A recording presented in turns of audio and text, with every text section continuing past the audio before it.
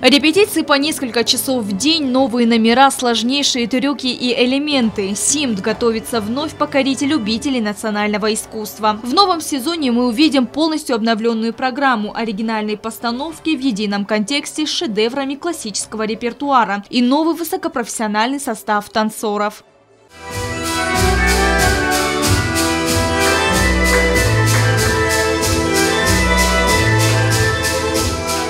Из-за введенных ограничительных мер возникли перерывы в работе ансамбля. Теперь государственный ансамбль СИМТ приступил к полноценной работе. И никто из танцоров не сомневается, что коллектив наверстает упущенное. Трудятся в поте лица, никаких поблажек, но отличный настрой и позитивная атмосфера приведут к желаемому результату, говорит художественный руководитель. Этот перерыв задел не только государственный ансамбль СИМТ с этой пандемией, но все равно мы работаем, справляемся, вроде потихоньку двигаемся, программу выстраиваем, сделали половину программы, даже больше. Репетиционный зал полон танцоров. Один за другим отрабатываются до полного совершенства различные элементы. В новой программе танцы других народов Кавказа и театрализованные постановки. Разговор с Гуларовым короткий. Сделаем, вдохновим, удивим. В концертной программе будут естественно, осетинские танцы преобладать,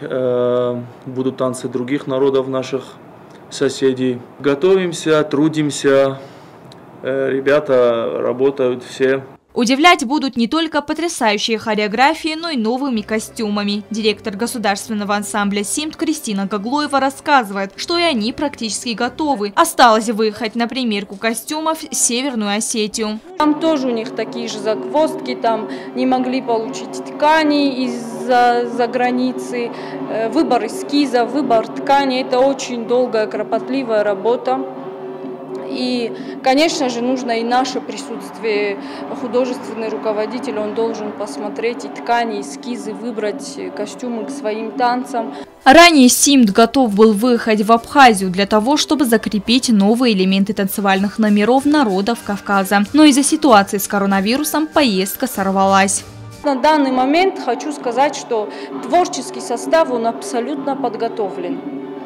Еще есть маленькие шероховатости, нужны будут прогоны. Последний месяц мы работали в театре, работали в 2 вызова, уже на сцене все танцы тоже опробовали.